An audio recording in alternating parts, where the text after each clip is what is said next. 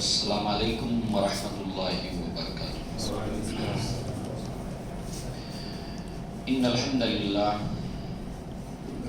نحمده ونستعینه ونستغفره ونؤمن به ونتوکل علیہ ونعوذ باللہ من شرور انفسنا ومن سیئات اعمالنا من يهده الله فلا مضل له ومن يضلل فلا هادي له واشهد ان لا اله الا الله وحده لا شريك له واشهد ان محمدا عبده ورسوله اما بعد یا ایها الذین آمنوا اتقوا الله حق تقاته ولا تموتن الا وانتم مسلمون یا ایها الناس اتقوا ربکم الذی خلقکم من نفس واحدة وخلق منها زوجها وبث منهما رجالا كثيرا ونساء واتقوا الله الذي تساءلون به والارحام ان الله كان عليكم رقيبا یا ایها الذین آمنوا اتقوا الله وقولوا قولا سدیدا یصلح لكم اعمالکم ویغفر لكم ذنوبکم ومن یطع الله ورسوله فقد فاز فوزا عظیما فإن خیر الحدیث کتاب اللہ وخیر الهدی هدی محمد صلی اللہ علیہ وسلم وشر الامور محدثاتها وكل محدثة بدعة وكل بدعة ضلالة وكل ضلالة في النار وقال الله تبارک وتعالى لقد كان لكم في رسول الله أسوة حسنة لمن كان يرجو الله واليوم الآخر وذكر الله كثيرا رب اشرح لي صدري ويسر لي أمري واحلل عقدة من لساني يفقهوا قولي اللهم أرنا الحق حقا وارزقنا اتباعه وأرنا الباطل باطلا وارزقنا اجتنابه آمين يا رب العالمين اللهم لا سهل الا ما جعلته سهلا وانت تجعل الحزن سهلا اذا شئت۔ اللہ کے نبی صلی اللہ علیہ وسلم کی سیرت میں نبوت سے پہلے کا وہ دور جب قریب آپ کی عمر 25 سال تھی اور آپ کا رجحان، آپ کا شغف تجارت کی طرف ہوا۔ اللہ کے نبی صلی اللہ علیہ وسلم نے نہ صرف یہ ہے کہ خود بھی تجارت کی بلکہ آپ ایک کامیاب اور مشہور تاجر تھے، اور اللہ کے نبی نے صحابہ کرام کو، اہل ایمان کو تجارت کی طرف راغب بھی کیا، اس کا شوق بھی دلایا۔ اس نسبت سے صحابہ کرام بھی تجارت کرتے تھے، کچھ تو نبوت سے پہلے بھی، نبوت کا زمانہ پانے سے پہلے بھی، اور جب نبوت کا آغاز ہوا اللہ کے نبی صلی اللہ علیہ وسلم کے، اس کے بعد بھی صحابہ کرام تجارت کرتے رہے آخری وقت تک۔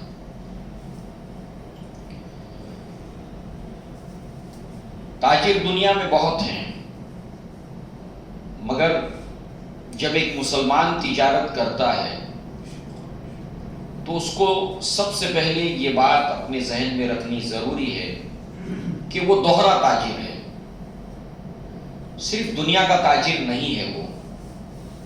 اگر وہ اپنی تجارت میں خیر برکت چاہتا ہے تو اس کو اپنے ذہن کو اچھی طریقے سے بنا لینا چاہیے، اپنے دل کو منا لینا چاہیے کہ وہ دوہرا تاجر ہے، دنیا کا بھی اور آخرت کا بھی۔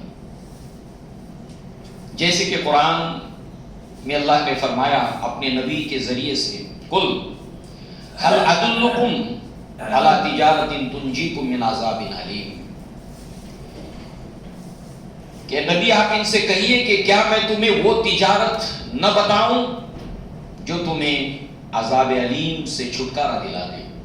اور جانتے ہیں بہترین تاجر دنیا کا بھی کون سا ہوتا ہے؟ کامیاب تاجر کہتے کس کو ہیں؟ نمبر 1، بنیادی طور پر بہترین تاجر، کامیاب تاجر وہ ہوتا ہے جو نقصان کو منیمائز کر کے زیرو لیول پہ لے جائے۔ جو کچھ بھی کاروبار میں اس نے پیسہ لگایا ہے، جو کچھ لگایا ہے، نقصان نہیں ہونا چاہیے، فائدہ بھلے ہی نہ ہو، نقصان نہیں ہونا چاہیے۔ یہ پہلا قدم ہے، اس کی پلاننگ، اس کا منصوبہ، اس کی اسٹریٹجی، نقصان نہیں ہونا چاہیے۔ تو یہاں پر وہی ہے، هل ادلکم علی تجارت تنجیکم من عذاب علیم، عذاب سے بچ جاؤ گے، نقصان نہیں ہوگا، تو ڈیفینیٹ فائدہ ہوگا۔ تو بالکل جیسے آخرت کے اندر نقصان نہیں ہونا چاہیے، دنیا کا تاجر بھی سب سے بنیادی طور پر اسی لائن سے پلان کرتا ہے، نقصان نہیں ہونا چاہیے، نقصان کو زیرو لیول پہ لے جاتا ہوں۔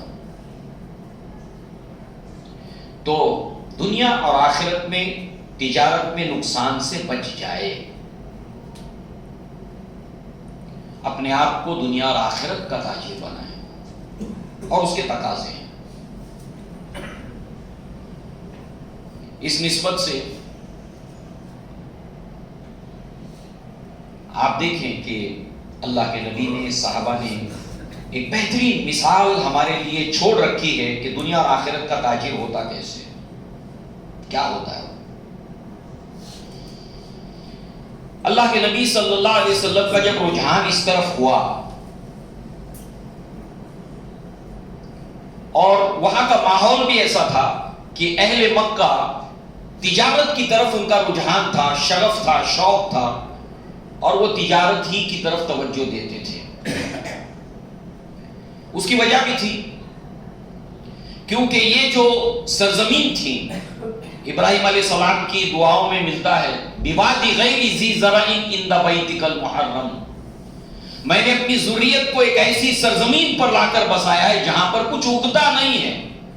تو ایگریکلچر وہاں پر عام طور پر نہیں تھا، کہیں چھوٹے چھوٹے پیچز تھے، مدینہ میں باغات تھے، مگر ڈیزرٹ کا حصہ بہت بڑا تھا۔ انڈسٹری نہیں تھی تو مینوفیکچرنگ کا بھی کوئی معاملہ نہیں تھا، بڑے لیول پر کوئی انڈسٹری کا بھی معاملہ نہیں تھا، لہذا لے دے کر بڑے پیمانے پر وہ لوگ اگر کچھ کرتے تھے تو تجارت کرتے تھے، بہت بڑے پیمانے پہ کرتے تھے۔ اور پھر بالخصوص اللہ کے نبی صلی اللہ علیہ وسلم کا آبائی پیشہ تھا یہ تجارت۔ آپ کے جد امجد نے بڑے پیمانے پر تجارت کی ہے، لہذا زیادہ پیچھے نہیں جاتے ہوئے سب سے پہلے اگر ہم دیکھیں تو ہاشم، اللہ کے نبی کے دادا کے والد، عبد المطلب کے والد ہاشم بہت بڑے تاجر تھے، اور ان کا بڑا نام بھی تھا۔ ایک تاجر کی حیثیت سے بھی اللہ کے نبی کا رجحان، شغف تجارت کی طرف ہوا، بیک گراؤنڈ بھی تھا، ماحول بھی تھا، اور جد امجد کا یہ پیشہ بھی تھا، اور جد امجد میں سے بہت قریب میں ہاشم نے بہت نام کمایا تھا تجارت کے میدان میں۔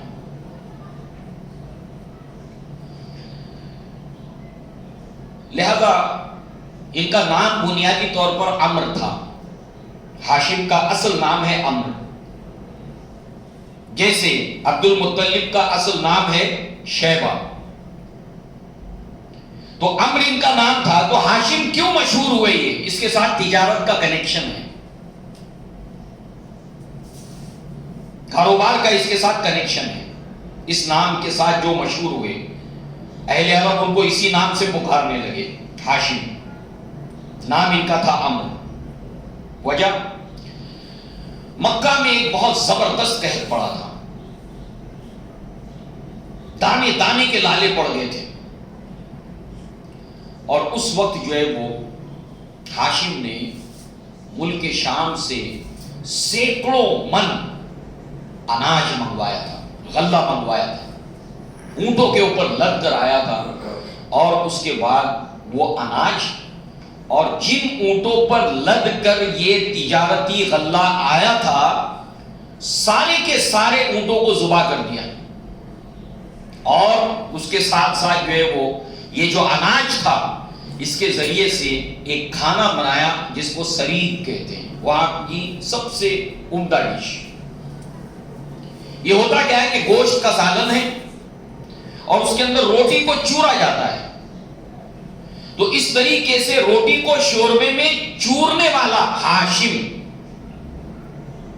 یہ ان کا لقب پڑ گیا، اسی نام سے وہ مشہور ہو گئے، حتیٰ کہ آج بھی مسلمان ان کے اصل نام سے واقف نہیں ہوتے جلدی، عمرو ان کا نام تھا، مگر یہ چونکہ بڑے پیمانے پر کاروبار کرتے تھے، اس لیے قحط کے دنوں میں اللہ تعالیٰ کی مخلوق کو بھوک سے بچانے میں وہ کامیاب ہوئے۔ تو اللہ کے نبی کے جد امجد کا پیشہ بھی یہی تھا۔ پھر اس کے بعد اگر دیکھیں تو تجارت ہی کے سفر کے دوران ہاشم کا انتقال بھی ہوا تھا، شام کی طرف جا رہے تھے، اور خود اللہ کے نبی صلی اللہ علیہ وسلم کے والد تجارت کرتے تھے، اور تجارتی سفر ہی کے اندر ابوا کے مقام کے اوپر آپ کا انتقال ہوا تھا، مدینہ کے قریب میں آپ کا انتقال ہوا تھا۔ تو اللہ کے نبی نے بھی تجارت کی طرف توجہ دی، مگر ایک مسلمان ہمیشہ کوئی بھی چھوٹا یا بڑا کام کرے، تجارت تو بہت بڑی بات ہے، اور پھر یہ تجارت اگر دینی دنیا کی، آخرت اور دنیا دونوں کی ہو تو پھر تو اور بھی بڑی ذمہ داری بن جاتی ہے۔ مسلمان تو ہر چھوٹا بڑا کام جب کرتا ہے تو ایسے ہی نہیں کرتا، کود نہیں پڑتا، بلکہ سوچ بچار کرتا ہے، غور و فکر کرتا ہے۔ غور و فکر کا تعلق، سوچ بچار کا تعلق دماغ سے ہے، اور اپنی نیت کو ٹٹولتا ہے اپنے دل کے اندر، یہ دونوں چیزوں کو جانچتا ہے۔ جیسے دنیا آخرت کا تاجر ہے تو اپنے من میں بھی جھانکتا ہے اور سوچتا بھی ہے، اتنا بڑا کام جب کرنے جاتا ہے۔ تو اللہ کے نبی صلی اللہ علیہ وسلم نے دیکھا کہ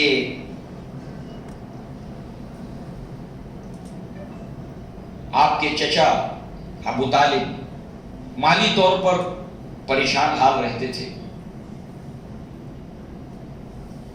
اور چونکہ کثیر العیال تھے، فیملی بڑی تھی، اور پھر قبیلے کے سردار بھی تھے۔ اب سردار ہے تو قبیلے کے ہر حاجت مند آئے گا سردار کے پاس، تو اس کی ضرورت اور حاجت کو پورا کرنا بھی سردار کی ذمہ داریوں میں سے ہے۔ پھر ان ذمہ داریوں کی وجہ سے وہ بہت حد تک کاروبار کی طرف توجہ نہیں دے پاتے تھے۔ تو اب آپ دیکھیے اللہ کے نبی صلی اللہ علیہ وسلم کا احساس کہ آمدنی ضروری ہے، ہمارے نوجوانوں کے لیے اس میں بڑی نصیحت ہے، بڑی نصیحت ہے۔ اللہ کے نبی کی زندگی میں ان کے لیے بڑی پیاری نصیحت اس کے اندر ہے۔ چچا ہیں، والد کے مقام پر ہیں اس وقت، والد کی پریشانی کو اللہ کے نبی صلی اللہ علیہ وسلم یعنی اپنے چچا کی پریشانی کو سمجھ رہے ہیں۔ کثیر العیال ہیں، ذمہ داری بہت ہے، آمدنی نہیں ہے، مجھے کچھ کرنا چاہیے، اپنے چچا کا ہاتھ بٹھانا چاہیے، ان کا سہارا بننا چاہیے۔ انما الاعمال بالنیات، ایک مومن جب تجارت کرے تو اپنے من میں جھانکے کیوں کر رہا ہے، منشا کیا ہے اس کا؟ خوب پیسہ کما کر عیش کرنا ہے، روب گاٹنا ہے، اس لیے کہ مال فتنہ بھی ہے۔ ان لکل امت فتنۃ ولامت فتنۃ المال، ہر امت کے لیے ایک فتنہ ہے، میری امت کا فتنہ مال ہے۔ اگر صرف اور صرف دنیا کا تاجر بنے گا تو مال کے فتنے میں گرفتار ہوگا، بیلنس نہیں ہو پائے گا، زندگی بیلنس نہیں ہو پائے گی۔ لہذا چچا کی پریشانی کو دیکھا، اور اس کی دلیل کیا ہے؟ نمبر 1، آپ نے اپنے چچا عباس رضی اللہ عنہ سے مشورہ کیا کہ آپ کے بھائی ابو طالب کے اوپر ذمہ داریاں زیادہ ہیں، ایک تو ان ذمہ داریوں کی وجہ سے وہ کاروبار کی طرف توجہ دے نہیں سکتے، پھر کثیر العیال بھی ہیں، فیملی بڑی ہے، تو کیوں نہ ایسا ہو کہ ان کا تھوڑا بوجھ ہلکا کیا جائے۔ تو ان کے ایک بیٹے کو آپ اپنے زیر سرپرستی رکھیے، ایک کو میں اپنے زیر کفالت رکھتا ہوں۔ کیسے بوجھ کو کم کیا؟ ہمارے نوجوانوں کے لیے نصیحت ہے اس میں۔ والد بوڑھے ہو چکے ہیں، 50 سال کراس کر چکے ہیں، ان کے ذہنوں میں ہر روز اپنی ذمہ داریاں گردش کرتی رہتی ہے، بتاتے نہیں ہیں کسی سے۔ ماں تو بول دیتی ہے مگر باپ جو ہوتا ہے نہیں بولتا ہے، دل ہی دل میں رکھتا ہے، پریشان رہتا ہے، ٹینشن لیتا ہے۔ اس کے چہرے کو پڑھے بیٹا، سمجھے، اور اللہ سے دعا کرے کہ اللہ میرے والد کی لاٹھی مجھے بنا دے، جیسے تو نے اسماعیل علیہ السلام کو ابراہیم کی لاٹھی بنایا، جیسے محمد صلی اللہ علیہ وسلم کو ابو طالب کی لاٹھی بنایا، مجھے بھی بنا دے اپنے والد کا سپورٹ کرنے والا، خاندانی معاملات کے اندر ذمہ داریاں اٹھانے والا مجھے بنا دے۔ لَقَدْ كَانَ لَكُمْ فِي رَسُولِ اللَّهِ أُسْوَةٌ حَسَنَةٌ، البتہ تمہارے لیے اللہ کے رسول کی زندگی میں بہترین نمونہ ہے۔ اور پھر ایسا ہی ہوا، عقیل کو عباس رضی اللہ عنہ نے اپنے زیر کفالت رکھا، اور علی بن ابی طالب کو 9-10 سال کی عمر میں اللہ کے نبی نے اپنے زیر کفالت رکھا، اور پھر اسی فکر کے تحت آپ نے تجارت کے بارے میں سوچا۔ لہذا پیسہ کمانا کوئی بری چیز نہیں ہے، بلکہ ہم میں سے ہر کوئی جو سن رہا ہے، اگر وہ کسی ایسے مومن اور مسلمان کو دیکھے، چاہے عورت ہو چاہے مرد ہو، وہ اگر وہ دیکھتا ہے کہ یہ اللہ کا بندہ، اللہ نے اس کو مال دیا ہے اور یہ خرچ کرتا رہتا ہے، مسجد کی تعمیر میں، مدارس میں، علماء پر، اور اللہ کے راہ میں مسکینوں پر، غریبوں پر خرچ کرتا ہے، بخیلی نہیں کرتا، کنجوسی نہیں کرتا، اس کے لیے ہمیں ضرور دعا کرنی چاہیے کہ اللہ تعالیٰ تو اس کے مال میں برکت عطا فرما، اس کے کاروبار میں برکت عطا فرما۔ ہمارے مسلمانوں کی دعاؤں میں یہ دعا ہونی چاہیے، اے اللہ دنیا کے اندر تیرے جتنے مومن بندے ہیں جو تیری راہ میں خرچ کرتے ہیں اور بخل سے کام نہیں لیتے، اللہ تو ان کے کاروبار میں بھرپور برکت عطا فرما، اور انہیں اور توفیق دے کہ وہ تیری راہ میں خرچ کریں۔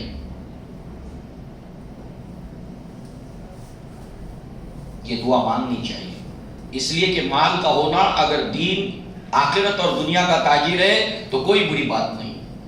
سنیے اللہ کے نبی صلی اللہ علیہ وسلم کی حدیث، ابن مسعود رضی اللہ عنہ قال لا حسد الا فی اثنین رجل آتاہ اللہ مالا فسلط علی حلقته فی الحق، متفق علیہ، روایت کا حصہ ہے کہ اسلام میں حسد 2 جگہ پر، یعنی رشک کے معنی حسد جو ہوتے جلن ہوتی ہے، جلن کے معنی یہاں پر حسد کے معنی وہ نہ لیا جائے جو اردو میں استعمال ہوتا ہے۔ اردو میں ہم حسد کو جب استعمال کرتے ہیں تو اس کو ایک ہی معنی دیتے ہیں، وہ کیا ہے کہ فلاں کے پاس یہ اللہ تعالیٰ نے اس کو دیا ہے، مجھے تو نہیں ملا، اس سے بھی چھین جائے، یہ بھی اس سے محروم ہو جائے، یہ حسد ہے، یہ جلن ہے، یہ جیلسی ہے۔ مگر یہاں پر رشک کے معنی یہ ہوتے ہیں کہ اللہ تعالیٰ نے فلاں کو مال دیا ہے، تو لہٰذا جب وہ دیکھتا ہے کہ دیکھو یہ مسکینوں پر خرچ کرتا ہے، مساجد میں خرچ کرتا ہے، اچھے اچھے کام کرتا ہے اپنے پیسوں سے، کاش کہ اللہ تعالیٰ اس کی طرح مجھے بھی جب مال دے گا تو میں بھی اس کی طرح ایسے ہی خرچ کروں گا۔ تو لہٰذا جس بات کو دھیان میں رکھنا ہے کہ دنیا اور آخرت دونوں کا تاجر بننا ہے، دونوں کا تاجر، صرف دنیا کا نہیں۔ صرف دنیا کا بنے گا تو فتنے میں مبتلا ہونے کے امکانات 99.99% ہیں، دنیا اور آخرت، اور بہت فائدے میں رہے گا، یہ بہت فائدے میں رہے گا، اس لیے کہ اگر سچ مچ اس کا ذہن تاجرانہ ہے، سچ مچ ایک تاجر اور بزنس مین کا اس کا ذہن ہے، تو اس کا سب سے پہلا اصول ہوتا ہے کہ نقصان کو مینیمائز کرے۔ تو لہٰذا اس اصول کو اگر وہ اپنی زندگی میں شامل کر لے بحیثیت کے تاجر کے کہ وہ دنیا اور آخرت کا تاجر ہے، تو دنیا اور آخرت کے نقصان کو مینیمائز کرے گا اور ثبوت دے گا کہ واقعتاً اس کا ذہن ایک تاجر کی طریقے سے وہ سوچتا ہے۔ بہرحال صحابہ کرام میں کتنے صحابہ کرام مالدار تھے، بہت مالدار، بہت مالدار۔ ابو بکر صدیق رضی اللہ عنہ 40,000 درہم کا مال ان کے پاس تھا، مکہ میں اسلام لائے تھے اس وقت۔ اب آج میں اس کو کنورٹ کیجئے، آپ دیکھیے کتنا مال ہوتا ہے، اور زبردست کامیاب تاجر، اسلام سے پہلے بھی تجارت کی، اسلام کے بعد بھی تجارت کی۔ اسی طریقے سے عثمان ابن عفان رضی اللہ عنہ، کیوں ایک مسلمان کا مالدار ہونا، دیندار کا مالدار ہونا، ایک کامیاب تاجر ہونا اور اس کے لیے دعا کرنا؟ سنیے عثمان ابن عفان رضی اللہ عنہ، پوری زندگی آپ کی تو اسلام لانے کے بعد بھی اور پہلے بھی خوب اپنے مال کو خرچ کیا ہے، مگر بالخصوص تبوک کا ایک واقعہ اپنے سامنے رکھیے۔ غزوہ تبوک کے موقع پر اس وقت کی سپر پاور تھی سلطنت روما، جو 2.5 لاکھ کی فوج کے ساتھ میں میدان میں اتر رہی تھی. صحابہ کرام 30,000 تھے، سواریاں تک نہیں تھی. آتے تھے اللہ کے نبی سے کہتے تھے اللہ کے نبی میں چلوں گا، مجھے آپ سواری دیجئے. تو جب سواری اللہ کے نبی مہیا نہیں کر پاتے تھے تو وہ اس طریقے سے لوٹتے تھے کہ ان کی آنکھوں میں آنسو ہوتے تھے. تو عثمان ابن عفان انہوں نے اس غزوہ تبوک کے اندر 940 اونٹ اور 60 گھوڑے، 1000 سواریاں دی ہیں، گھوڑے کے زین اور رقاب سمیت اور اونٹوں کے پالان سمیت. اور ایسا نہیں ہے کہ صرف وقتی طور پر دیا کہ جب یہ کام پورا ہو جائے گا تو واپس کر دینا. جس کو مل گیا وہ اسی کا. 1000 سواریاں. اللہ تعالیٰ دنیا میں ایسے جتنے بھی مسلمان ہیں جو اللہ کی راہ میں ایسی خرچ کرتے ہیں، اے اللہ تو ان کے مال میں خوب برکت عطا فرما، خوب برکت عطا فرما اور ان کو توفیق دے کہ وہ تیری راہ میں خرچ کریں. اسلام کا مطلب یہ نہیں کہ غریب بنے رہو، سائل بنے رہو. نہیں، مومن مال سے بھی طاقتور ہو، اس کے پاس منی پاور ہو. ہر مسلمان کوشش کرے کہ دوسرے مسلمان کو مالی طور پر بہتر بنانے کی کوشش کرے. صرف اپنا اپنا نہ دیکھے، اپنی تجوری اپنا بینک بیلنس کی فکر نہ کرے. کوشش کرے کہ ہر اپنا قریبی الاقرب فالاقرب وہ بھی مالدار ہو جائے. اس کے لیے سوچے، غور کرے، کوئی راستہ نکالنے کی کوشش کرے. لہذا اس کے بعد آپ دیکھیے کہ عبد الرحمن ابن عوف رضی اللہ عنہ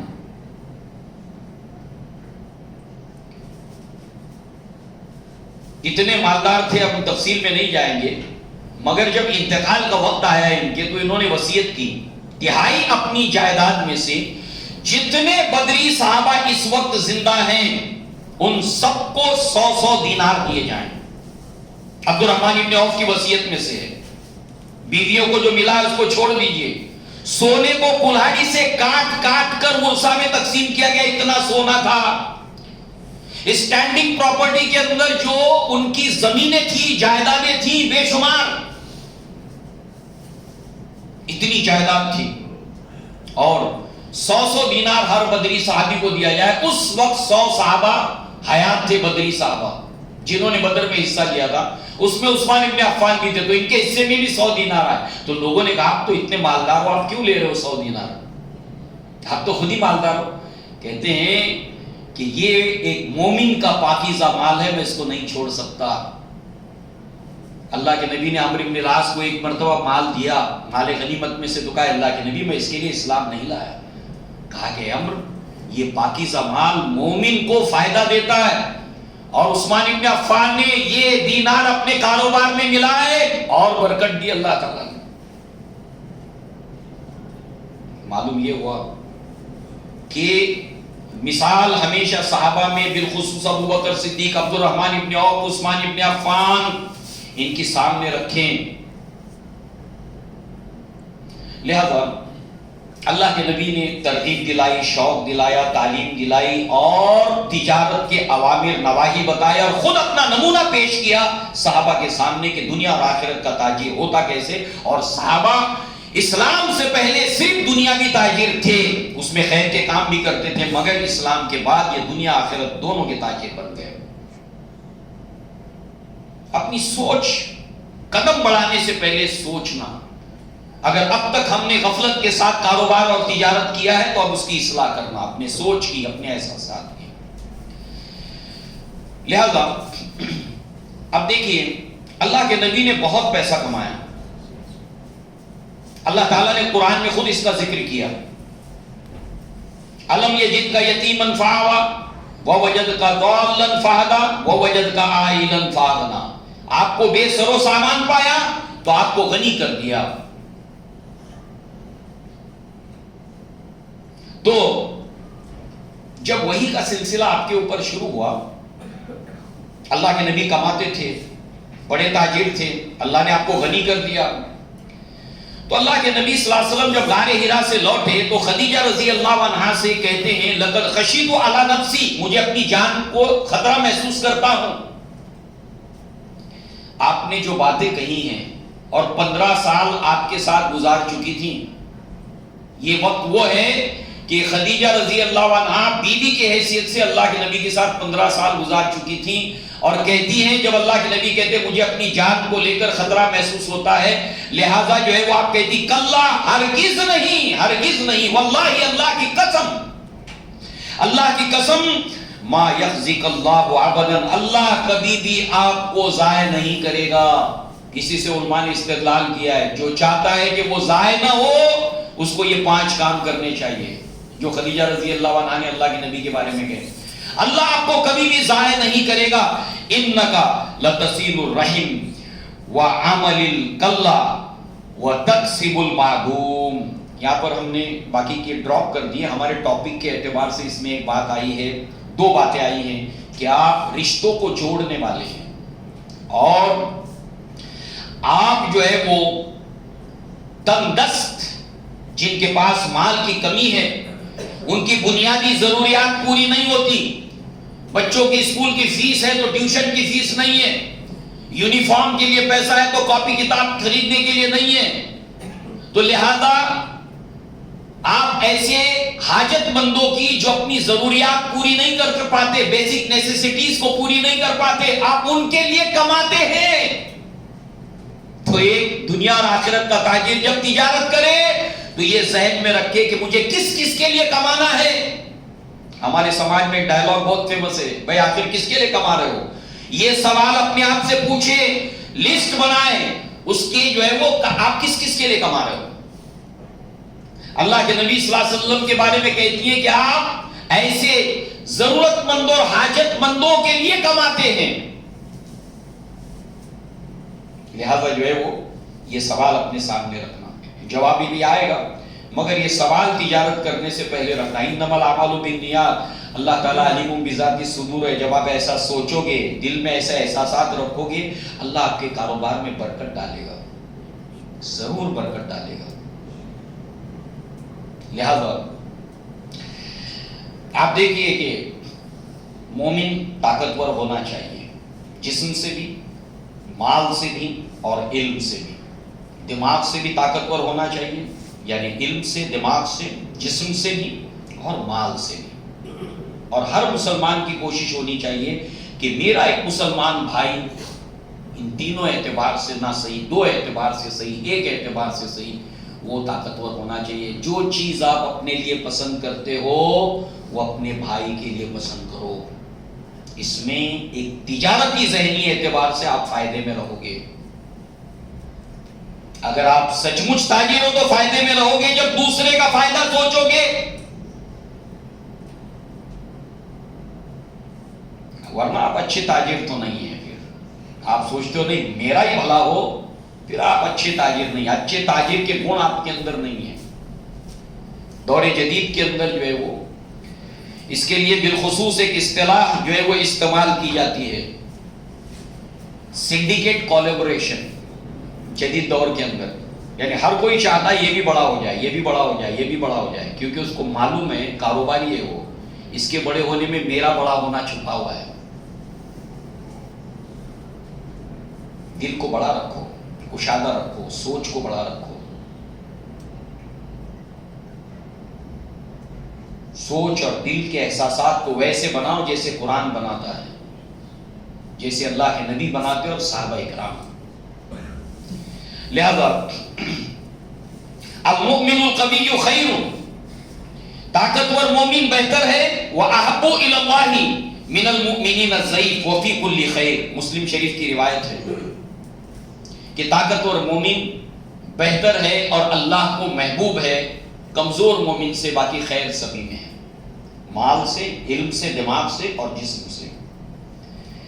لہذا اپنے سامنے ایک تاجر کی حیثیت سے اپنا ایم رکھے، سامنے آبجیکٹیو رکھے، دنیا آخرت کا تاجر بنے، اپنی نیت کو ٹھیک رکھے، سوچ کو ٹھیک رکھے، اس میں کوئی عیب نہیں۔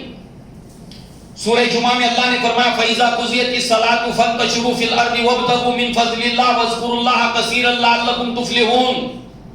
جب نماز ہو جائے تو پھر اللہ کی زمین میں پھیل جاؤ اور اللہ کا فضل تلاش کرو، کاروبار، تجارت، روزی اللہ کی تلاش کرو.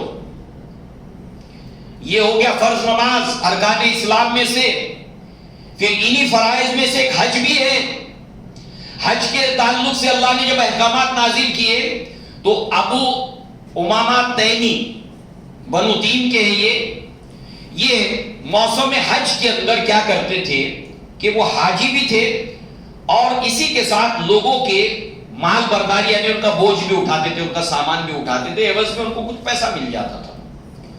تو لوگوں نے کہا کہ تمہارا حج نہیں ہوا, لوگوں نے کہا تمہارا حج نہیں ہوا. تو یہ پریشان ہوئے اور عبداللہ ابن عمر رضی اللہ عنہما کے پاس آ کر کہا کہ لوگ ایسا ایسا کہہ رہے ہیں, میں یہ کام کرتا ہوں, لوگوں کے بوجھ اٹھاتا ہوں. آپ نے فرمایا کہ کیا تم نے احرام نہیں پہنا؟ کہا ہاں پہنا. تم نے تلبیہ نہیں پڑھا؟ کہا ہاں پڑھا. کیا تم نے طواف نہیں کیا؟ کہا ہاں. عرفات ہو کر نہیں آئے؟ کہا ہاں آیا. کہا کہ رمی جبرات کو تم نے نہ کیا؟ کہا ہاں کیا. سب کیا. تو کہا کہ سنو, اللہ کے نبی کے پاس بھی ایک شخص آ کر ایسے ہی سوال اس نے پوچھا تھا, اسی کے تعلق سے حج کے بعد انہوں نے جو کاروبار کرنے کے تعلق سے جو ہے وہ لوگوں نے جب یہی کہا تو نبی سے بھی آ کر یہی پوچھا تو اللہ کے نبی نے سکوت اختیار کیا, حتیٰ کہ اللہ تعالیٰ نے یہ آیت نازل کی لیس علیکم جناح ان تبتغوا فضلا من ربکم. جب حج کے ارکان پورے ہو جائے تو اب تم اللہ کا فضل کرو, کاروبار کرو حج ہونے کے بعد, عمرہ ہونے کے بعد, تو ایسی صورت میں تمہارے لیے کوئی اس کے اندر عیب کی بات نہیں, کوئی حرج کی بات نہیں. نہ نماز کے بعد اللہ روزی کمانے سے کاروبار کرنے سے روکتا ہے, نہ حج کے ارکان پورے ہونے کے بعد روکتا ہے. کون روکتا ہے؟ ہمیں اپنی سوچ کو درست کرنے کی ضرورت ہے, ٹھیک کرنے کی ضرورت ہے. لہذا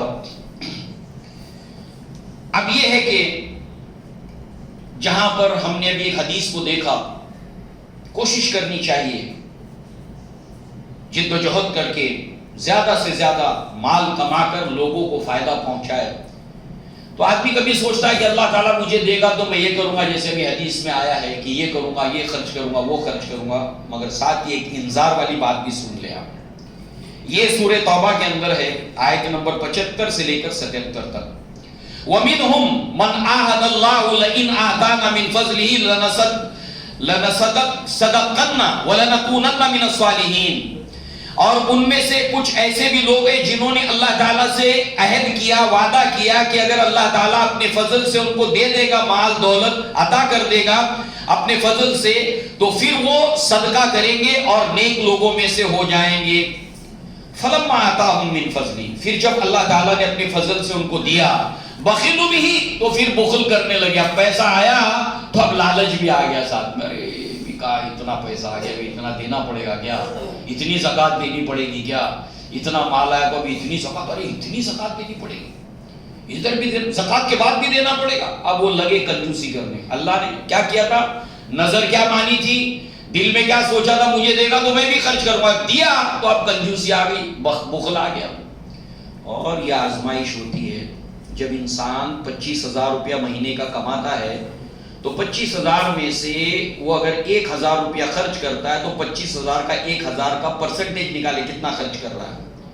اور جب اس کی کمائی اگر 2 لاکھ روپیہ ہو جاتی ہے تو اس پرسنٹیج کو 25,000 والے پرسنٹیج کے ساتھ میں کمپیئر کرے تو معلوم ہوگا کہ ارے پہلے میں 25,000 خرچ کرتا تھا, اب جو ہے میں 1 لاکھ خرچ کرتا ہوں. بھائی پرسنٹیج نکال, کیونکہ تو پہلے زیادہ خرچ کرتا تھا, اب مال آیا ہے تو کم خرچ کرنے لگا ہے. تیری اللہ تعالیٰ نے آمدنی بھی تو بڑھائی ہے نا, اس کے اعتبار سے تیرا خرچ اب کم ہو گیا ہے. تو اب یہ بخل کرنے لگے تو اللہ تعالیٰ نے فرمایا فَأَعْقَابَهُمْ نِفَاقًا فِي قُلُوبِهِمْ إِلَى يَوْمَ يَلْقَوْنَهُ بِمَا أَخْلَفُوا اللَّهَ مَا وَعَدُوهُ وَبِمَا كَانُوا يَكْذِبُونَ. تو اللہ تبارک و تعالیٰ نے بطور سزا کے ان کے دل کے اندر نفاق ڈال دیا, ہپوکریسی ڈال دی. اللہ اس کو نکالے گا نہیں, اس ہپوکریسی کو نکالے گا نہیں, یہ مر جائیں گے حتیٰ کہ اللہ سے ملاقات کریں گے, اس وقت تک نفاق نکلے گا نہیں. اللہ سے وعدہ کیا کہ اللہ تو مجھے دے گا تو خرچ کروں گا, صدقہ کروں گا, خیرات کروں گا, مسجدیں بناؤں گا, مدرسوں میں دوں گا, تیری راہ میں خرچ کروں گا. اب جب دیا تو کنجوسی کر رہا ہے. اللہ تعالیٰ نے فرمایا کہ نفاق کی حالت میں مرے گا اور اللہ سے ملے گا بھی نفاق کی حالت. اللہ سے وعدہ کر کے وعدہ خلافی کرتا ہے. تو یہ انذار والی بات بھی یاد رکھے، تجارت کرنے سے پہلے اپنے مائنڈ کو سیٹ کرے، نبی کا اسوہ سامنے رکھے کہ چچا کثیر العیال ہے، ان کو سپورٹ ملنا چاہیے تو میں تجارت کرتا ہوں۔ خدیجہ رضی اللہ عنہا کہ نہیں، آپ محروموں کے لیے، حاجت مندوں کے لیے، تنگ دستوں کے لیے کماتے ہیں، میں کس لیے کما رہا ہوں، میرا پرپس کیا ہے، کیوں مجھے پیسہ چاہیے، مجھے زیادہ پیسہ کیوں چاہیے؟ یہ سوال ہر روز اپنے آپ سے پوچھیں۔ اگر یہاں سے شروعات ہوتی ہے، فاؤنڈیشن ایسے بنتا ہے نا، تو پھر کیا کہنے ہیں۔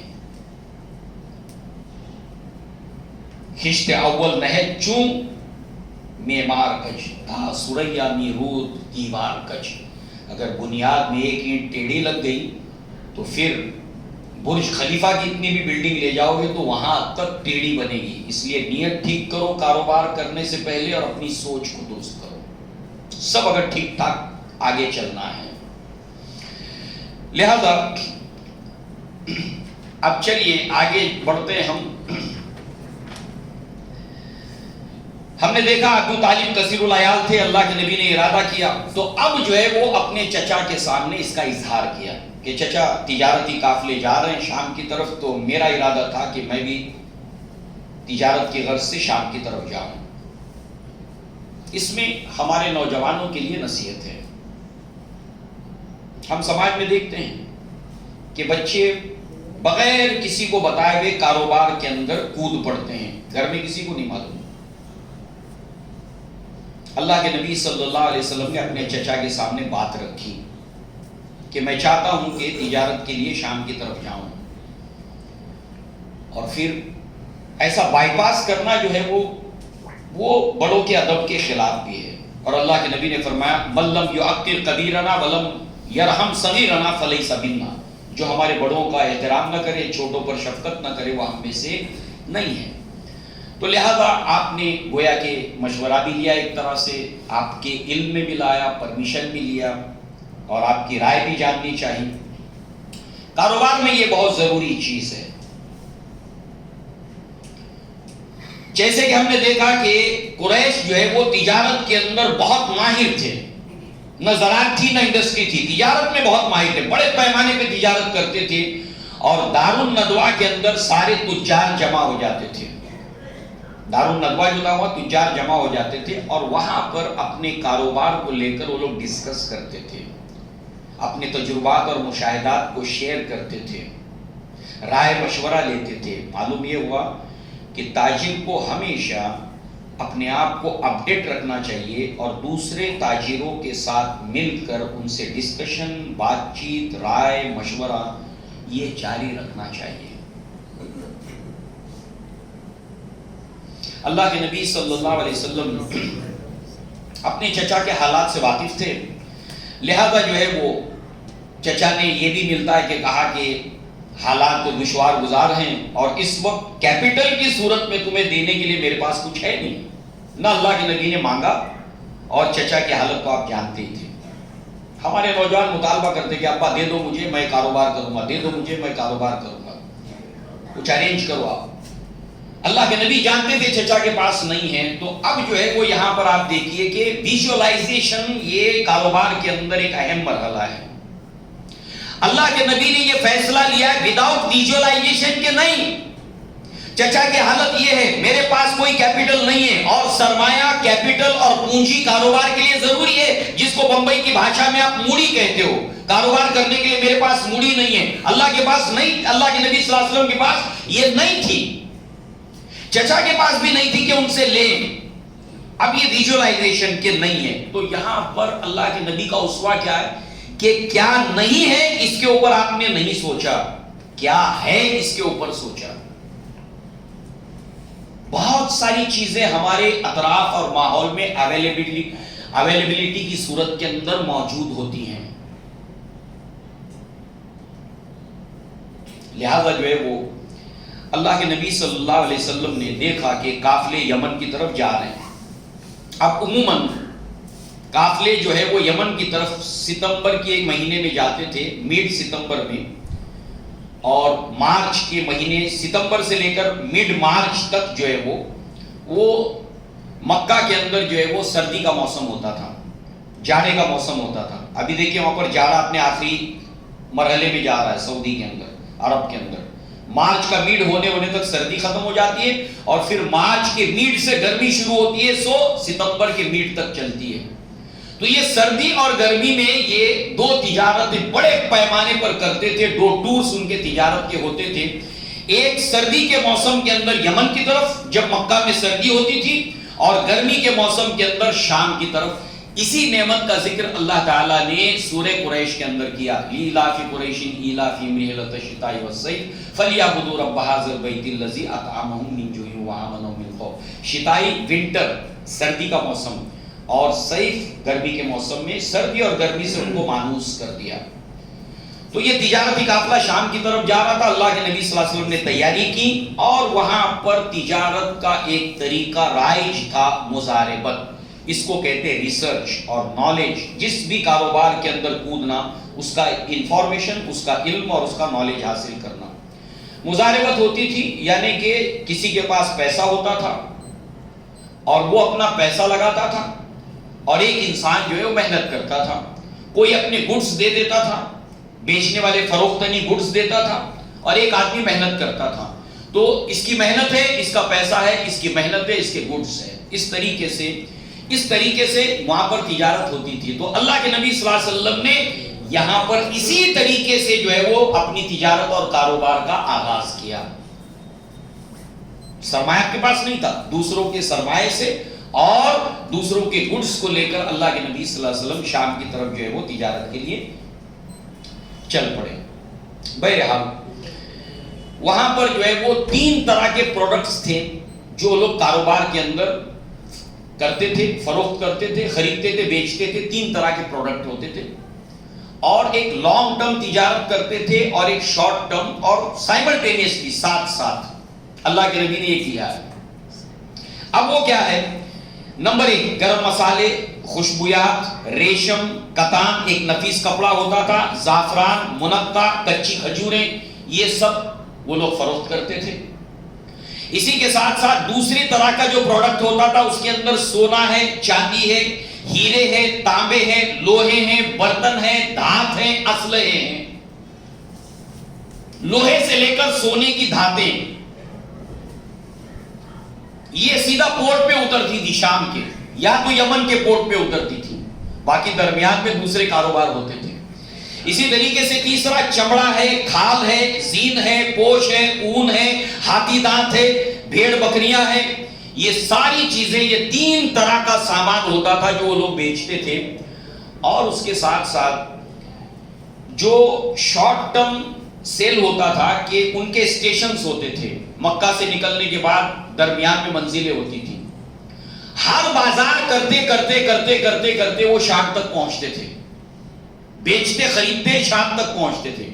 اب شارٹ ٹرم کی تجارت کیا ہوتی تھی کہ اب یہاں پر منزل پہ پڑاؤ کیا، یہاں پر کچھ چیزیں بیچ دی، یہاں کی کچھ چیزیں خریدی، اور اس کے ساتھ ساتھ اگلی منزل میں وہاں پر کون کون سے اطراف کے قبائل ہیں اور ان کی ریکوائرمنٹ کیا ہے، وہ سامان یہاں سے خریدتے تھے، اگلے مارکیٹ میں بیچتے تھے، وہاں سے سامان خریدتے تھے، آگے کی بستی اور قبیلے کون سے، اس کی ریکوائرمنٹ کیا ہے، اس اعتبار سے یہ چیزیں خرید فروخت کرتے کرتے کرتے وہاں پہنچتے پہنچتے بہت سارا کاروبار وہ کر لیتے تھے. اور پھر وہ اصل سونا، چاندی، اسلحہ، برتن، یہ سارے پھر یمن کے پورٹ کے اوپر یہ بڑے پیمانے پر قیمتی تجارت کا سامان وہاں چھوڑتے تھے. پھر یمن کے پورٹ سے سامان اٹھاتے تھے جو دوسرے ملکوں سے آتا تھا، ہندوستان سے آتا تھا، چین سے آتا تھا، انڈونیشیا سے آتا تھا، ملیشیا سے آتا تھا، اس کو ڈال دیتے تھے وہاں پر اونٹوں کے اوپر لاد کر اور پھر وہاں سے چل دیتے تھے. سیم فارم کے اندر جو ہے وہ وہاں تک پہنچتے تھے. اور اللہ کے نبی نے یہ کاروبار اس طریقے سے کیا، بہت جلدی اللہ کے نبی صلی اللہ علیہ وسلم نہ صرف مشہور ہو گئے بلکہ اس کے ساتھ ساتھ آپ نے جو ہے وہ اللہ نے آپ کو غنی بھی کر دیا. وَوَجَدْكَ عَائِلًا فَأَغْنَىٰ. اور یاد رکھیں آپ کو امین اور صادق کا لقب تجارت کے وقت ہی ملا ہے. اسی کے ساتھ جو ہے وہ آپ دیکھیں کہ یہ مارکیٹ کے تعلق سے، بازار کے تعلق سے انفارمیشن اور معلومات اور ریسرچ، تحقیق، یہ کاروبار اور تجارت کا جزو لا ينفق ہے. اس کو الگ نہیں کیا جا سکتا. ریسرچ. اسی کے ساتھ ساتھ جو ہے وہ آپ دیکھیں کچھ چیزیں جو فوری طور پر وہ بیچتے تھے جس کی ڈیمانڈ اور سپلائی، یعنی کہ اس کی ڈیمانڈ فوری تھی اور فوری طور پر بک جانے والا تھا. اس کے اندر ایک چوتھی قسم کا پروڈکٹ ہوتا تھا، وہ ایک گندم، آٹا، زیتون کا تیل، جانوروں کے بال، کھال، گھی اور چمڑا. لہذا عبد الرحمن ابن عوف جب ہجرت کر کے آئے تھے تو اس کے بعد خالی ہاتھ تھے. وہ پہلے مالدار تھے، پھر خالی ہاتھ ہو گئے، کچھ نہیں تھا. ہجرت کر کے جب آئے تو اللہ کے نبی نے جن کو ان کا بھائی بنایا، مواخاتی بھائی بنایا، تو بھائی نے کہا کہ میرا گھر آدھا تمہارا، میرا کاروبار آدھا تمہارا، میری 2 بیویاں ہیں، تم چاہے جس کو پسند کر لو، میں اس کو طلاق دے دیتا ہوں، تم اپنی نکاح میں لے لو. ہر چیز 50% تقسیم کی. عبد الرحمن ابن عوف نے کہا کہ نہیں، مجھے اس کی ضرورت نہیں، مجھے صرف بازار بتاؤ کدھر ہے. بازار، تاجر کے ساتھ بازار کا بہت گہرا تعلق ہے اور اس کی معلومات، اس کی انفارمیشن. کہا مجھے بازار بتاؤ. اور بازار جب آپ کو بتایا گیا تو سب سے پہلے آپ نے تجارت شروع کی کھجور، گھی، پنیر، ان چیزوں سے آپ نے کیا. کیوں؟ اس لیے کہ یہ فوری اس کی ڈیمانڈ ہوتی ہے اور فوری اس کی سیل ہوتی ہے. یعنی جب ایمرجنسی ہو تو ایسی چیز کا کاروبار کہ جس کی ڈیمانڈ فوری ہو اور سیل بھی فوری طور پر ہو جائے. وہاں سے آپ نے پھر بڑے پیمانے پر تجارت کی. زبردست تاجر تھا عبد الرحمن ابن عوف رضی اللہ عنہ. لہذا جو ہے وہ اس کے بعد آپ دیکھیں کہ بازار، اللہ کے نبی صلی اللہ علیہ وسلم کے نبوت کے زمانے میں اللہ کے نبی نے بازاروں کے نام بتائے ہیں صحابہ کو، اور وہاں کے بارے میں اللہ کے نبی انفارمیشن بھی دیتے تھے. جب سریہ دومت الجندل ہوا جس میں عبد الرحمن ابن عوف کو اللہ کے نبی صلی اللہ علیہ وسلم نے سپاہ جو ہے وہ امیر بنا کر بھیجا، تو اس وقت جو ہے وہ اللہ کے نبی نے انہیں بہت ساری وہاں کے علاقے کی انفارمیشن دی. اور سب سے دور دراز کا علاقہ تھا، قریب 300 لوگ تھے عبد الرحمن ابن عوف کی قیادت میں گئے تھے. تو لہذا جو ہے وہ یہاں پر جو بازار ہوتا تھا کہ ربیع الاول کے مہینے سے لے کر پورا مہینہ آخر تک یہاں پر بازار لگتا تھا. یعنی یہ لوگ جب کاروبار کرتے تھے، تجارت کرتے تھے، تو کون سے مہینے میں کہاں پر کاروبار ہوتا ہے اور وہاں پر باہر کے کون کون سے تاجر آتے ہیں، کون کون سے وہاں پر بزنس مین وہاں پر پہنچتے ہیں. تو برابر وہ ٹائم کو لے کر جو ہے اس جگہ پر وہ جب وہ بزنس کا ٹائم ہوتا تھا برابر اس وقت کے اندر وہ وہاں پر پہنچتے تھے جب سارے کاروباری وہاں پر جمع ہوتے تھے. تو ایسے ہی جو ہے وہ دوسرا بازار تھا مشکر. یہ بحرین کے پاس ایک منڈی تھی، بہت بڑی منڈی، اور اس کے اندر جو ہے وہ جمادی الاخر کے مہینے میں سارے کاروباری جمع ہوتے تھے، حتیٰ کہ فارس یعنی ایران سے سمندری راستے سے یہاں پر کاروباری لوگ پہنچتے تھے. اسی طریقے سے دبا ایک منڈی تھی بہت بڑی کاروباری جو شام اور مکہ کے درمیان میں تھی. لہذا جو ہے وہ یہاں پر سندھ کے، ہندوستان کے اور چین کے تاجر پہنچتے تھے. موہنجودارو اور ہڑپا کی جو تہذیب ہے، سیویلائزیشن ہے، جب یہاں پر کھدائی ہوئی ہے 1920 کے اندر، تو یہاں پر جو ہے وہ کچھ سکے ملے تھے. وہی سکے عین بحرین کے اندر بھی ملے ہیں. اس سے مورخوں نے یہ بتایا کہ بحرین اور ہندوستان کے درمیان کاروبار ہوتا تھا، اور یہ کوئی انوکھی چیز نہیں ہے، یہ اسٹیبلش ہے، ہسٹوریکل اسٹیبلش فیکٹ ہے. تو لہذا جو ہے وہ ہندوستان کے، چین کے اور ایران کے تاجر یہاں پر آتے تھے. اور اللہ کے نبی صلی اللہ علیہ وسلم نے جو تجارت کی ہے، تو ظاہر سی بات ہے کہ اسی حوالے سے ایک واقعہ بھی آپ سنتے چلیں، اور وہ ہے ہندوستان سے ریلیٹڈ ہے، اور یہ تاریخی روایت ہے. تاریخی روایت ہے، احادیث میں نہیں ہے اس کا ذکر، مگر کئی تاریخی کتابوں کے اندر ہندوستان کے اندر جنہوں نے بھی تاریخ لکھی ہے ہندوستان کی، وہاں پر یہ ریکارڈ موجود ہے. چونکہ یہاں پر جو ہے وہ مالابار کا جو راجہ تھا، تو عرب سے تاجر ہندوستان پہنچتے تھے تجارت کی غرض سے، یہاں پر آتے تھے ہندوستان کے اندر، ساحلی سمندر کے راستے سے ہندوستان پہنچتے تھے. تو لہذا جو ہے وہ جب نبوت کے زمانے میں شق کے قمر ہوا تھا، یعنی کہ چاند کے 2 ٹکڑے اللہ کے نبی صلی اللہ علیہ وسلم نے کیے تھے، اس وقت جو مالابار کا راجہ تھا اپنے اس مچان کے اوپر یا ٹیرس کے اوپر جو ہے وہ کسی خیال میں کھویا ہوا آسمان پر دیکھ رہا تھا، اور اس نے دیکھا کہ چاند کے 2 ٹکڑے ہو گئے. وہ حیران ہو گیا. تو اس نے جو ہے وہ جو عرب تاجر آتے تھے ان کے ساتھ اس واقعے کو شیئر کیا کہ میں نے ایسا ایسا دیکھا ہے. تو ان تاجروں نے بتایا کہ ہمارے یہاں پر ایک نبی مبعوث ہوئے ہیں اور اہل مکہ نے انہیں ڈیمانڈ کیا تھا کہ وہ اگر چاند کے 2 ٹکڑے کرتے ہیں تو وہ ایمان لائیں گے. تو اس کے دل میں شوق جاگا اور وہ مالابار کا راجہ ہندوستان سے نکل کر مالابار سے نکل کر جو ہے وہ اللہ کے نبی صلی اللہ علیہ وسلم کے پاس پہنچا تھا. مورخین بتاتے ہیں کہ اللہ کے نبی صلی اللہ علیہ وسلم سے اس کی ملاقات ہوئی تھی، ایسے بعض لوگ کہتے ہیں. اس کے بعد جو ہے وہ اس نے اسلام قبول کیا.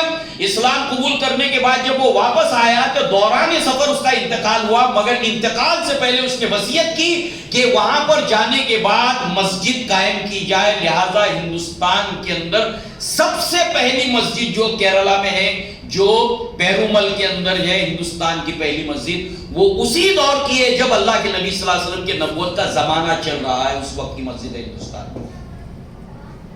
تو معلوم ہوا کہ اللہ کے نبی صلی اللہ علیہ وسلم کو ان تمام علاقوں کے تعلق سے، منڈیوں کے تعلق سے، بازاروں کے تعلق سے نالج اور معلومات تھی. نبوت کے زمانے میں اللہ کے نبی اس کا ذکر کیا کرتے تھے. لہذا جو ہے وہ اوقاس کا بازار یہاں پر بھی جو ہے وہ یہ سب سے قریب تر تھا. عرفات کے میدان کے پاس میں یہ بازار تھا اور یہ عرب کی سب سے بڑی منڈی تھی، سب سے بڑا بازار تھا. لہذا نبوت کے زمانے میں اصحاب صفہ سے اللہ کے نبی صلی اللہ علیہ وسلم کہتے ہیں ایکم یحب ان یغدو وکل یومی الی بطحان او الی العتیق فیاتی منہ بنا. اللہ کے نبی صلی اللہ علیہ وسلم نے فرمایا کہ تم میں سے کون اس بات کو پسند کرتا ہے کہ وہ عتیق کے بازار میں جائے، وہ جو ہے وہ اور اپنے لیے ایک ایک کوہان اور 2 کوہان کے اونٹ بغیر کسی گناہ کو کیے ہوئے اور رشتوں کو کاٹے بغیر لے کر آئے. اب یہاں پر 2 اہم باتیں ہیں. بات کاروبار کی ہو رہی ہے اور یہاں پر 2 کے رشتوں کو توڑے بغیر اور کاٹے بغیر اور کوئی گناہ کیے بغیر یہ کر کے آئے.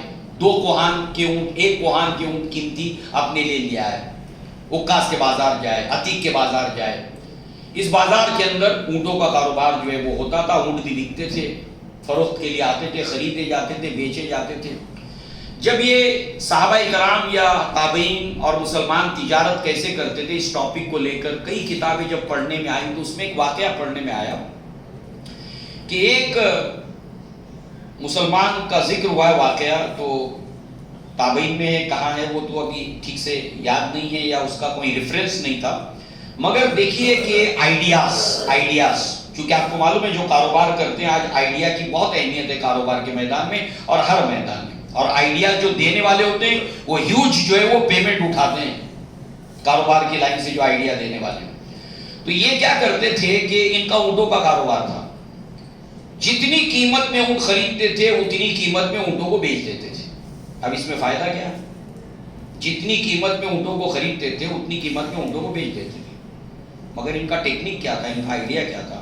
اونٹوں کو پالان سمیت خریدتے تھے.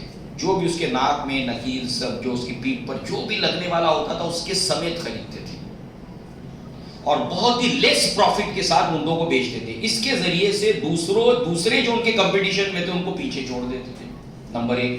اور نمبر 2، وہ جو کچھ بھی پالان اور جو کچھ اس کے ساتھ ہوتا تھا اس کو ایمٹی کر دیتے تھے اونٹ سے اور اصل کاروبار ان کا اس کا تھا. ایسی ٹیکنیکس تھی عربوں کے پاس کیونکہ ان کے پاس زراعت نہیں تھی، انڈسٹری نہیں تھی. تو لہذا جو ہے وہ اس طریقے سے اللہ کے نبی صلی اللہ علیہ وسلم نے فرمایا کہ بغیر گناہ کیے ہوئے رشتوں کو کاٹے ہوئے وہ 1 کوہان 2 کوہان کے اونٹ لیا ہے. اب جب ہم کتاب البیوع کے اندر جب جاتے ہیں تو اللہ کے نبی نے جو تجارتی اصول بتائے ہیں اس کے اندر یہ 2 باتیں ضرور بتائی ہیں. ایک، کاروبار کرتے ہوئے رشتوں کو کاٹنا نہیں، اور نمبر 2، گناہ کر کے کمانا نہیں، گناہ کیے بغیر اور رشتوں کو کاٹے بغیر. اس لیے تاجر کے لیے ضروری ہے کہ سب سے پہلے اپنے غصے کے اوپر کنٹرول کرے. بالخصوص جب وہ کاروبار کر رہا ہے ارادہ کر لے کہ اس نے غصہ کرنا نہیں ہے. کاروبار کرتے ہوئے، تجارت کرتے ہوئے برداشت کرنا ہے. آپ لوگ مثالیں دیتے ہیں، دیکھو غیر مسلم تاجر ہے، کیسا بھی بولو گاہک کے اوپر بھڑکتا نہیں ہے، غصہ نہیں ہوتا ہے. ٹھیک ہے بہن جی رہنے دو، ٹھیک ہے کوئی بات نہیں بہن جی، کوئی بات نہیں بھائی صاحب، تاجر کی یہ صفت ہے، اور وہ رشتوں کو کاٹ دے گا، گاہکوں کو کاٹ دے گا، گاہکوں کو اپنی دکان سے کاروبار سے توڑ دے گا، دور کر دے گا جب وہ رشتے کاٹے گا، سختی کرے گا، غصہ کرے گا۔ اللہ کے نبی کو تجارت کرتے ہوئے جن لوگوں نے دیکھا ہے انہوں نے شہادتیں اور گواہیاں دی ہیں۔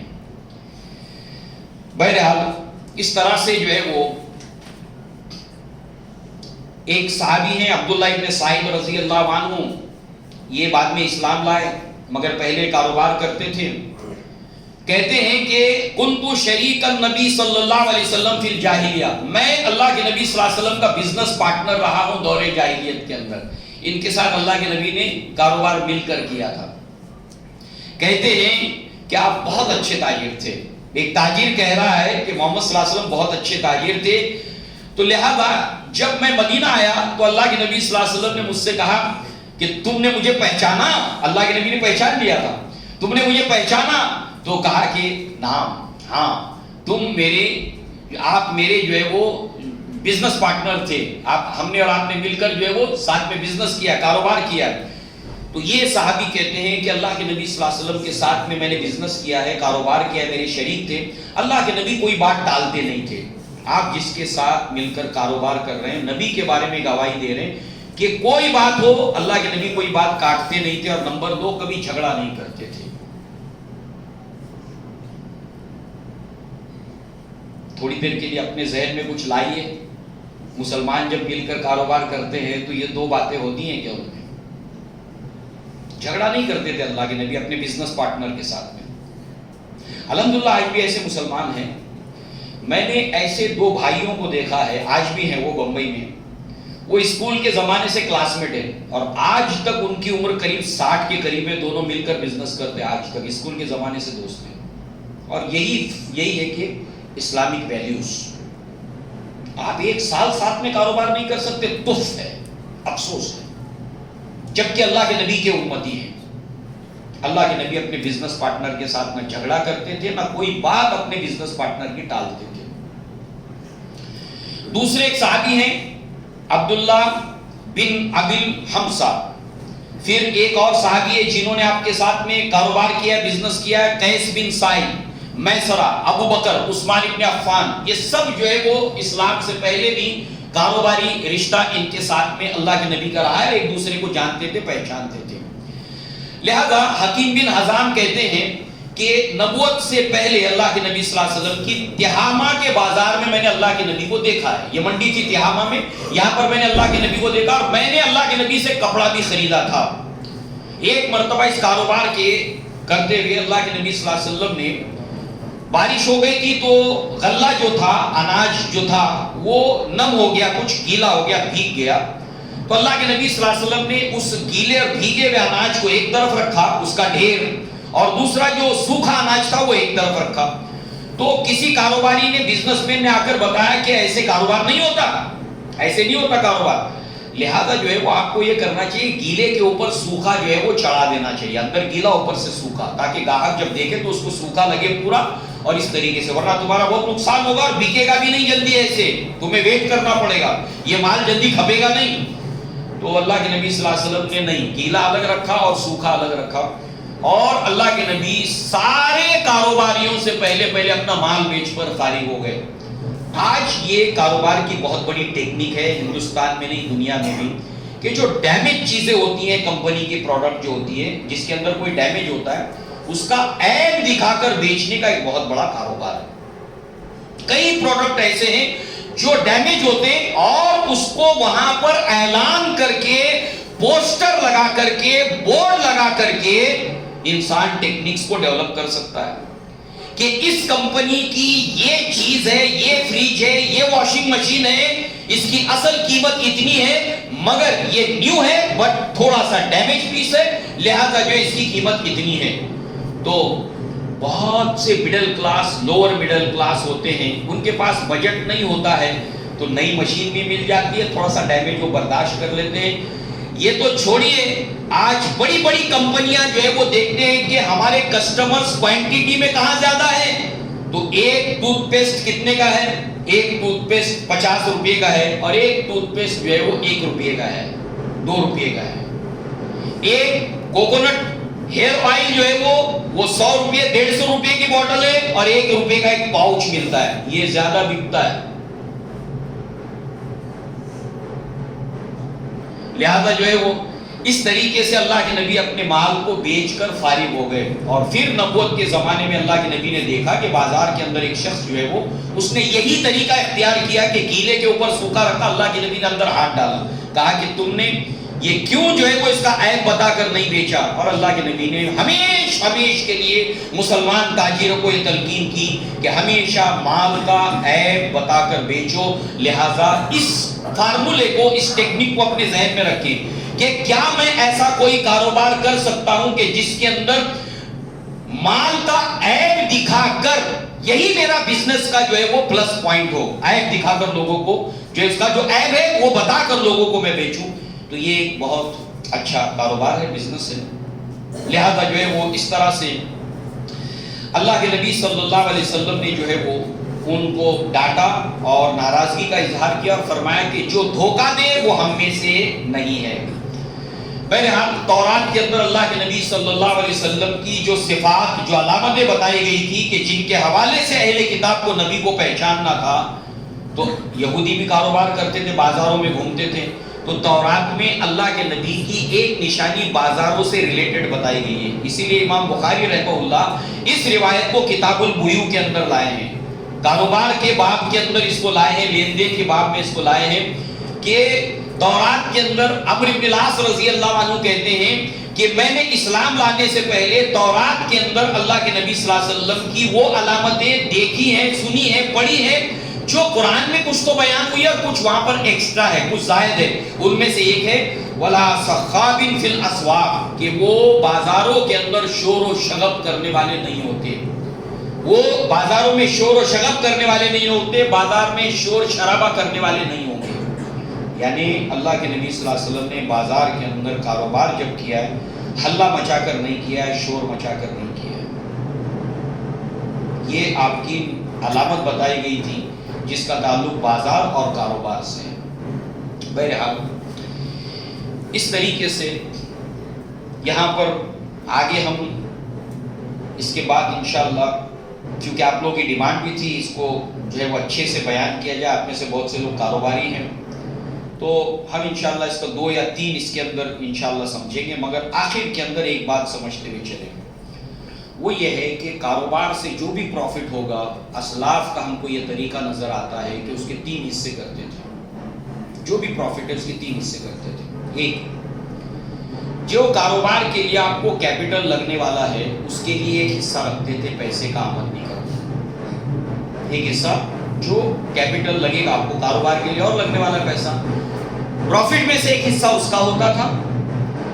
دوسرے حصے سے اپنے اہل و عیال کے اخراجات اور ضروریات کو پوری کرنا، اور تیسرا حصہ 2 راستے میں خرچ کرنا. ایک، انفاق فی سبیل اللہ اور اللہ کو قرض حسنہ دینا، دنیا اور آخرت کا تاجر، اللہ کو قرض حسنہ دینا اور انفاق فی سبیل اللہ.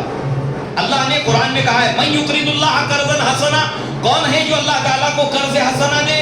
تو ایک مسلمان تاجر، ایک مومن تاجر ہمیشہ اللہ تعالیٰ کو قرض حسنہ دیتا رہے اور انفاق فی سبیل اللہ، اللہ کی راہ میں خرچ کرتے رہنا. یہ 2 وہ ہے جو اللہ تعالیٰ کے دین کے لیے، اس کے دین کی سربلندی کے لیے، اس کی نشر و اشاعت کے لیے، دین کو پھیلانے کے لیے خرچ کرنا، یہ قرض حسنہ اور انفاق فی سبیل اللہ. اور نمبر 2 وہ یہ ہے صدقات، خیرات، غریبوں پر، مسکینوں پر، حاجت مندوں پر خرچ کرنا.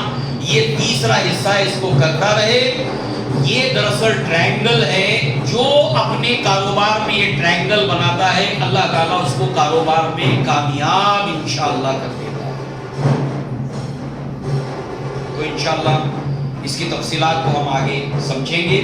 صحابہ بالکل ایسے ہی تھے اور اللہ کے نبی صلی اللہ علیہ وسلم نے ہم کو یہی سکھایا ہے.